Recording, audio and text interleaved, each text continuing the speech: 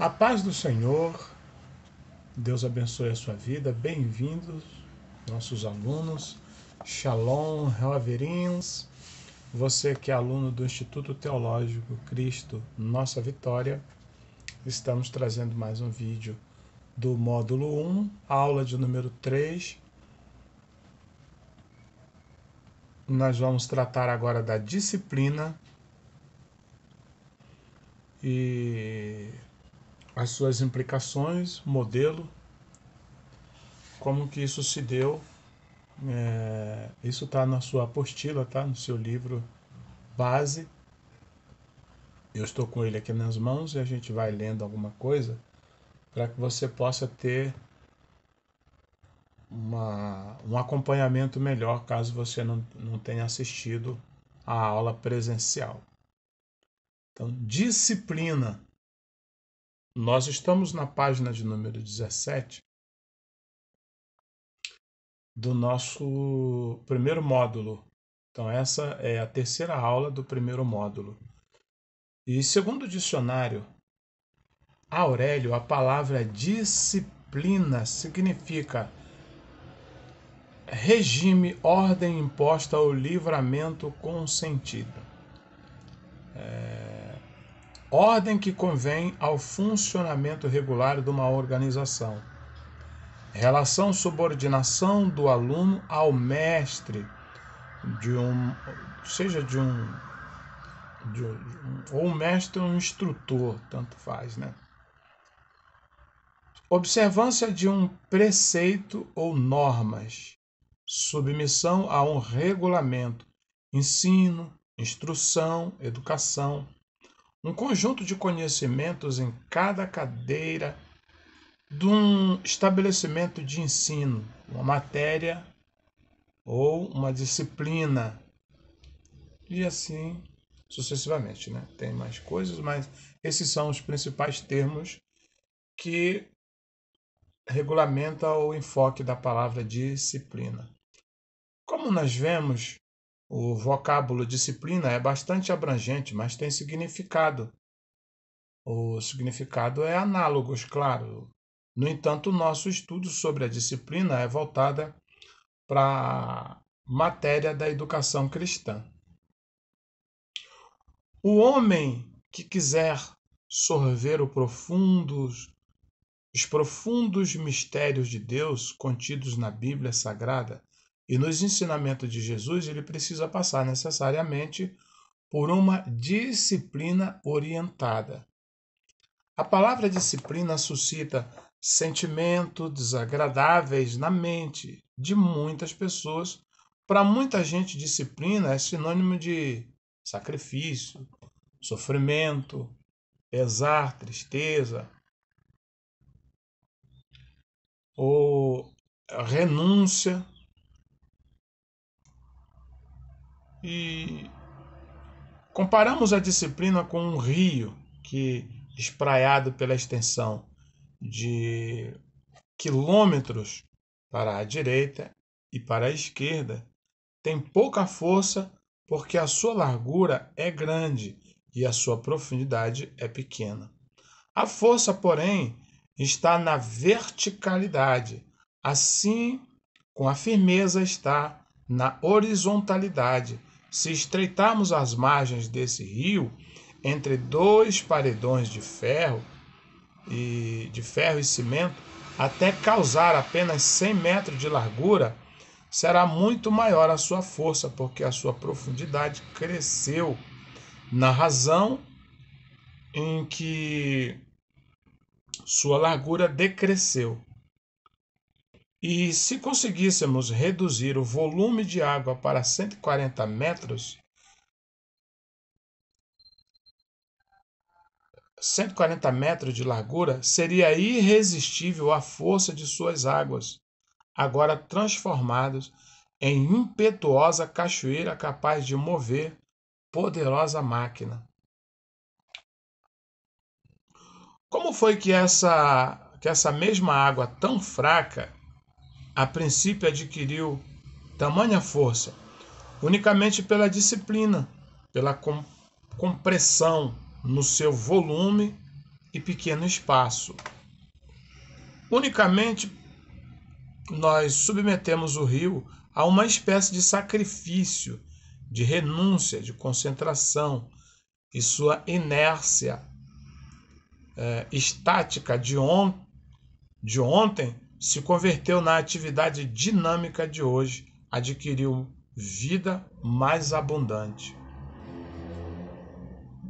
Basicamente é aquilo que se faz com as barragens, né? No princípio da disciplina, parece matar ou diminuir a vida, parece ser empobrecimento e não enriquecimento da vida.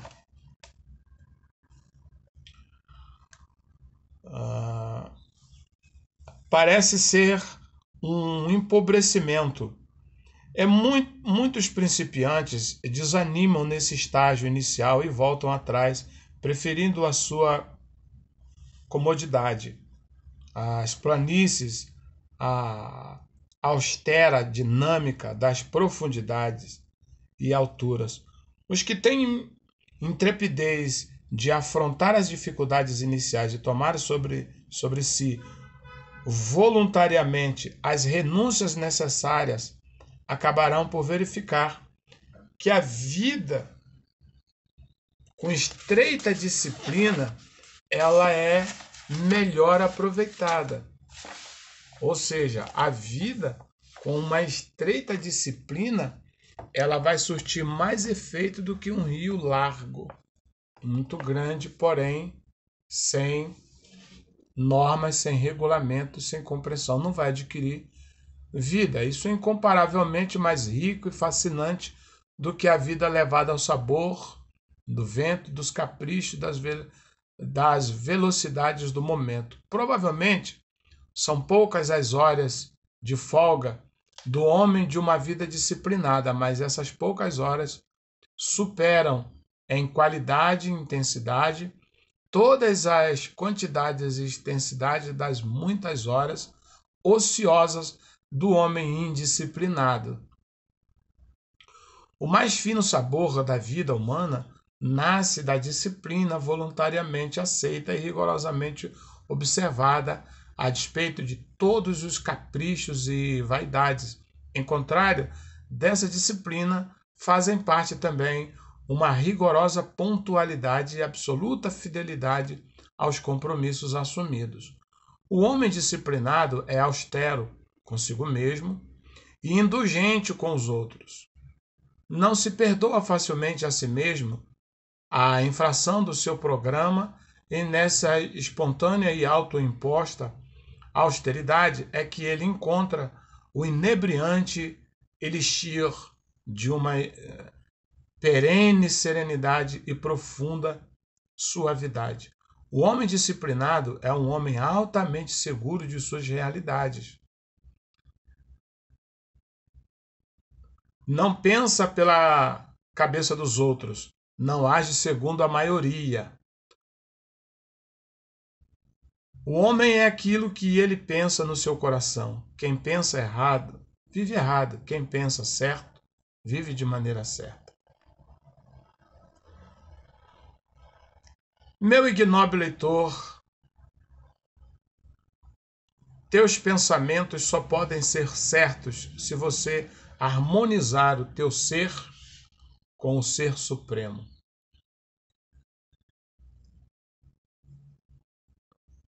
Tua consciência é a luz de Deus em ti. Sintoniza o teu agir com o teu ser e estarás em sintonia com Deus.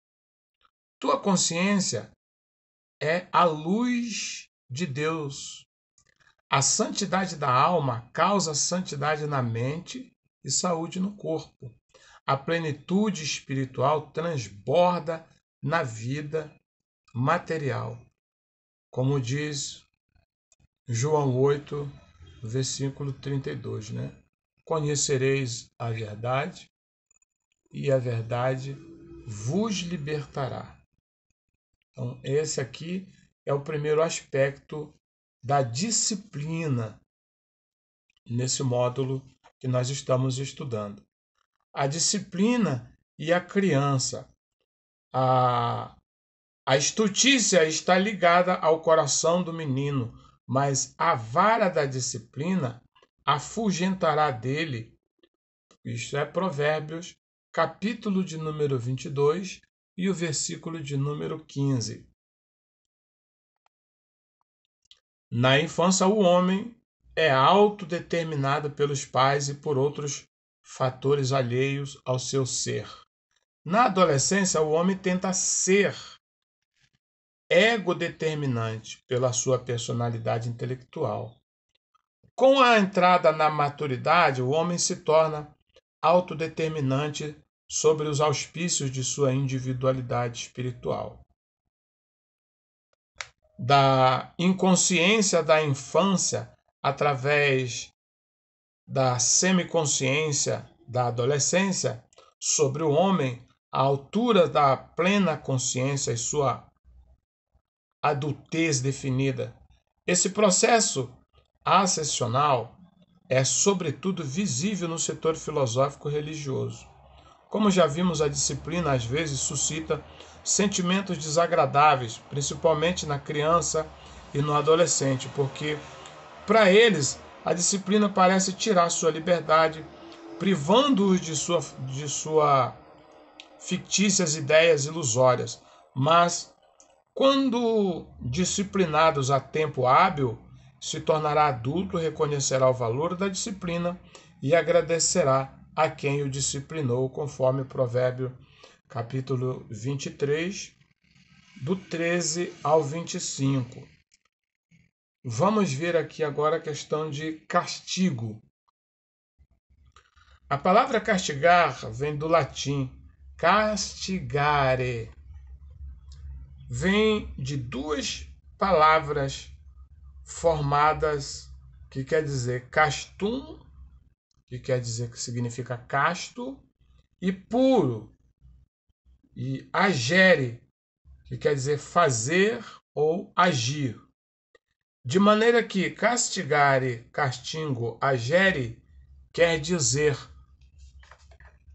apenas purificar, e a palavra castigar só deveria ser usada no sentido de disciplinar, o que infelizmente nem sempre acontece.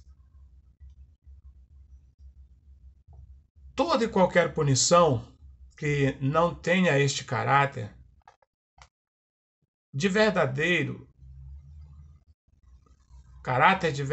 castigação ou purificação é imoral, incompatível com a vontade de Deus. Deus não pune ninguém por vingança, mas castiga os seus filhos apenas para melhorá-los.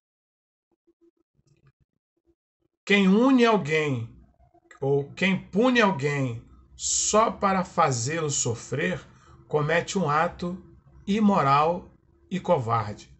Toda e qualquer punição, para não ser imoral e nem covarde, deve ter o caráter de purificador. Castigo para purificar quer dizer um sentido educativo e pedagógico.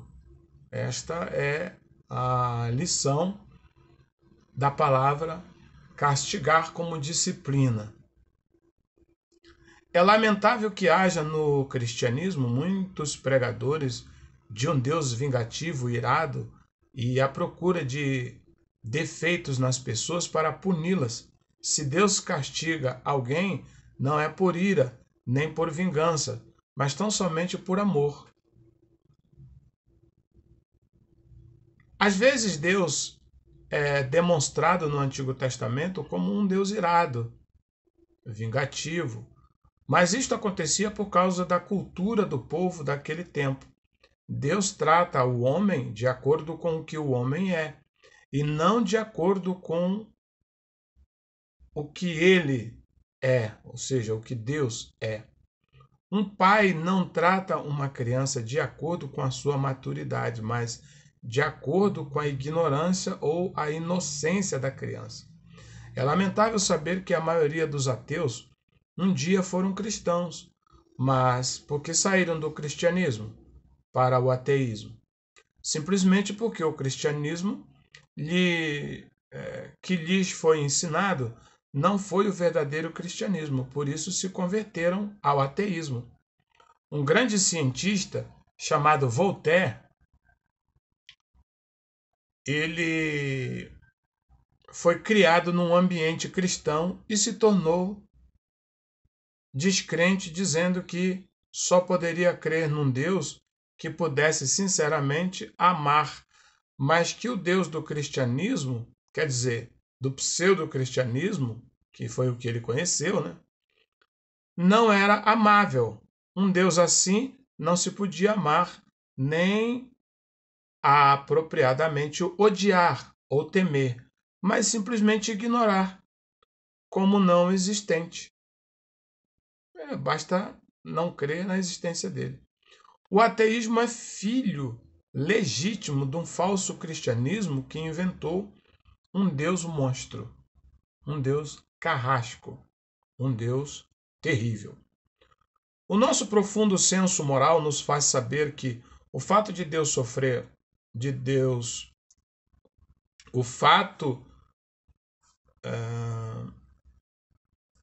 o nosso profundo senso moral nos faz saber que o fato de fazer sofrer alguém um mal feito sem nenhuma intenção ou possibilidade de melhorá-lo é intrinsecamente mal e perverso, resultando de um sentimento imoral e de vingança ou sadismo.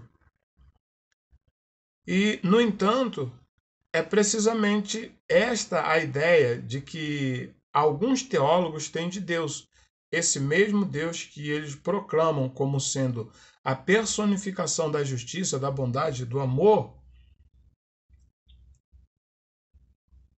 O castigo físico só deve ser executado quando a criança cometer o mesmo erro por várias vezes, e mesmo assim deve ser feito com amor e não com ira, sempre fazendo a criança entender que isso é para o seu próprio bem.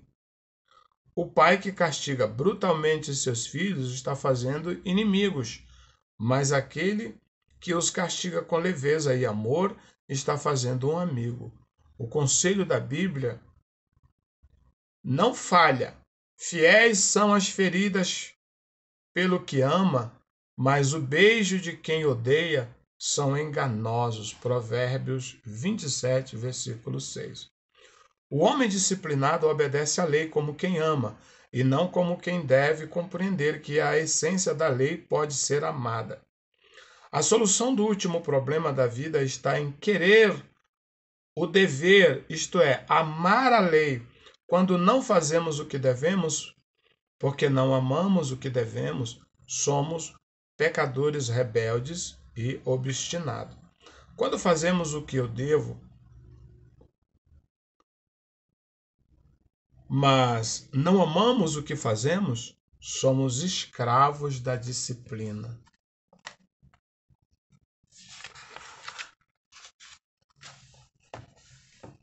Vamos lá, mais um pouco de leitura para que os irmãos entendam bem a produção do texto, a clarividência. Quando fazemos o que devemos, amamos o que fazemos, somos livres. O homem livremente disciplinado e disciplinadamente livre. Só quem ama o que deve e faz o que ama é que é ao mesmo tempo bom e também feliz. Toda bondade consiste em cumprir o dever com júbilo e alegria. Toda bondade feliz consiste em amar o dever, cumprindo jubilosamente, por impulso interno, o que os outros cumprem repugnantemente por compulsão externa. Mas esse amor ao dever, à lei, filho de uma grande compreensão, ele é filho de uma grande compreensão. Não se pode amar, sinceramente, se não compreender a verdade daquilo que se ama. Conhecereis a verdade e ela vos libertará. O conhecimento perfeito vem do amor, porque o amor é a mais alta razão. O homem integralmente altamente educado na consciência do ser é um sábio, mas não despreza os ignorantes, apesar de ser um sábio, né? É genial, mas não exibe gênio. É poderoso, mas não ostenta poder. Mateus 28:18. É puro, mas não vocifera contra os impuros. Mateus 9:12 e Lucas 19:7, verso 10. É humilde, ser servilíssimo. Desculpa aí, tá, irmão? Que é uma palavra meio difícil. É humilde ser servilismo. Mateus 11:29. Ama o que é sagrado sem fanatismo. Lucas 20:46. Carrega fardos pesados com leveza, sem gemido. Isaías 53, do 1 ao 10. Domina sem insolência. Mateus 28:18. Fala a grandes distâncias sem gritar. Faz revolução construindo o que foi destruído. Ama intensamente sem exigir nada em troca desse amor. Serve aos seus semelhantes sem o desejo de ser servido. Mateus 20, verso 28. Faz bem a todos, mas é um grande ânimo. Filipenses 4, verso 17. Rasga caminhos novos, a humildade, sem esmagar ninguém. Isaías 43, verso 2. Abre largos espaços sem arrombar as portas. Por isso faz o homem altamente educado, o plenihomem, o homem integral, o homem cristificado, aquele que pode dizer: não vivo eu, mas Cristo vive em mim. Tal homem imita o sol da justiça, esse astro poderoso que os seus raios poderosos beijam uma pétala de flor sem a destruir. Acaricia a face de uma criança dormente sem acordar. Assim é o homem plenamente educado. Ele é silenciosamente grande, suavemente poderoso, poderosamente suave, porque ele é um arauto de Deus. Disse, onipotente, cuja voz não é ouvida nas praças públicas. Ele que não quebra a cana fendida, nem apaga o pavio que fumega. Isaías 42, verso 3. Agora nós vamos discutir um outro ponto, vamos falar aqui sobre um outro ponto, né? Fazer uma leitura, um outro ponto, que diz o pensamento de Einstein sobre a educação. Como os irmãos sabem, Einstein era um judeu e dissertou alguma coisa, e nessa parte da dissertação dele nós vamos entender aqui o que ele diz sobre pensamento sobre a educação, né? O pensamento de Albert sobre a educação. Ele foi considerado um homem mais sábio do mundo. Entre várias descobertas e invenções, o que mais repercutiu foi a lei da relatividade. Esse grande gênio da física dá o seu parecer sobre a educação, sobre a escola. O cientista filósofo assim se expressa, abre aspas: a escola sempre foi o meio mais importante para transferir a riqueza da tradição de uma geração para outra. Isso se passa hoje num grande ainda mais elevado do que em épocas anteriores, pois, através do desenvolvimento moderno da vida econômica e familiares como portadora da tradição, perdeu-se esse poder. Fecha aspas. A continuidade e a santidade da sociedade humana, portanto, depende hoje bem mais da escola do que antigamente. Com essas palavras, Einstein declara que a educação de hoje em dia, ela não é só dependente da escola do que dos pais. Ela não é só mais dependente da escola, além também ela depende dos pais, deveria ser, né? Os pais são os responsáveis por implementar a educação familiar de base e as escolas por implementar a escola de conhecimentos gerais. Ela tem a função de fundamentar conhecimentos, lidar com ciências, explicação de coisas inerentes à cultura social, pública, às ciências. Essa é a sua função principal. Partindo do pensamento do grande gênio, nós devemos nos preocupar com essa situação, isto é, não deixando a educação dos nossos filhos dependerem unicamente dos seus professores numa escola, seja ela pública ou particular. Sabemos que a maior parte dos professores da escola secular não são evangélicos e, por isso, não podem educar os nossos filhos, porque também não são educados, embora sendo instruídos. Sendo assim, o máximo que eles podem fazer pelos alunos é instruí-los, porque ninguém pode dar o que não possui. Um professor ateu não tem nenhuma condição de educar uma criança, embora podendo instruí-la na ciência, porque educação supõe religião, e um homem sem sentimentos religiosos é um homem carente de educação. A ciência enriquece a mente, enquanto que a educação